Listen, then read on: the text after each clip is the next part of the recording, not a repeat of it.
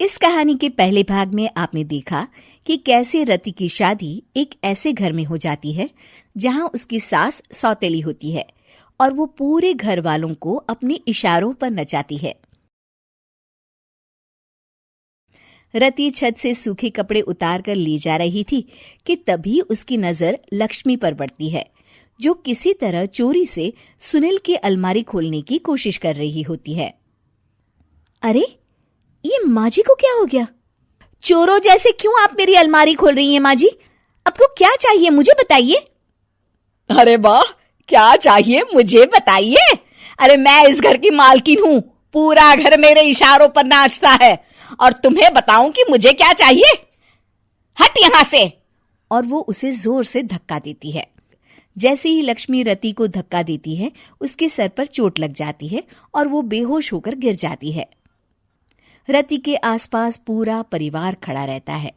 Doctor जैसे ही उसे देखकर जाता है, रति को होश आता है। अरे बेटा, तुम दूर क्यों खड़े हो? मेरे पास आओ, मैं तुम्हारी माँ हूँ, कमला। रति के मुंह से लक्ष्मी सारंग की माँ का नाम सुनती है तो हैरान सी रह जाती है। क्या बोला रति बहू? चुप कर डायन, तूने मेरे पति और बेटे का हाल बेहाल कर दिया। अब तू मेरी बहू को भी गुलाम बनाना चाहती है? रुक, अभी मजा चखाती हूँ। ये कहकर जैसे उसे पकड़ने की कोशिश करती है, लक्ष्मी वहां से भाग जाती है। लक्ष्मी के जाने के बाद रति अपने ससुर और पति की तरफ देखकर मुस्कुरा देती है। दोनों समझ जाते हैं कि ये रति की चाल है। अगली सुबह लक्ष्मी का पति खाना लेकर खेत में जाने के लिए निकल ही रहा होता है कि लक्ष्मी उसे रोक देती है। अरे कहाँ चल दिए खाना लेकर? आज घर का काम कौन करेगा? तभी पीछे से रति आ जाती है और जोर से चिल्लाती है। कौन इनको काम पर जाने से रोक रहा है? मैं अभी उसे मजा चखाती हूँ। जैसे ही रति लक्ष्मी की तरफ बढ़ती है, लक्ष्मी घबरा जाती है। मैं तो मजाक कर रही थी बहन। आखिर मैं कौन होती हूँ रोकने वाली? मैं तो बस ये पूछ रही थी कि घर का काम कौन करेगा? कौन क्या? तू करेगी। चल उठा झाड़ू और शुरू हो जा। लक्ष्मी पूरे घर में झाड़ू पोछा लगा रही होती है कि अचानक सामने सारंग खड़ा हो जाता है। अच्छा माँ, मैं काम पर जा रहा हूँ। रति के मामा की फैक्ट्री है, मैं वहां आज से मैनेजर के तौर पर काम करूंगा। सैलरी भी अच्छी है। अरे सारंग, तुझे क्या जरूरत पड़ गई काम करने की? और बेटा, तू बाहर काम करेगा तो इस बड़े से घर को मैं कैसे संभालूंगी? अभी तो पूरा काम बाकी पड़ा है। तभी वहां रति आ जाती है। अरे बेटा सारंग, जा, नौकरी पे जा रहा है ना, जा।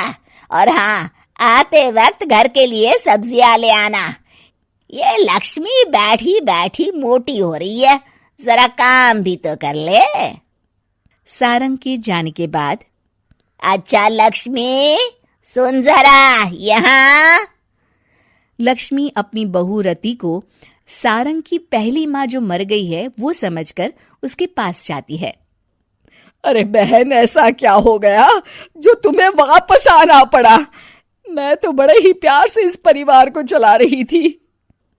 प्यार से तो मैं बहुत साल से तुझे मजा चखाना चाहती थी, लेकिन किसी औरत का शरीर मुझे नहीं मिल रहा था प्रवेश करने के लिए। अब से ना मैं बहू के शरीर में रहूंगी। और हाँ, तूने कोई भी चालाकी दिखाई या मेरे घर के लोगों को परेशान करने की कोशिश की तो तेरा गला दबा दूंगी।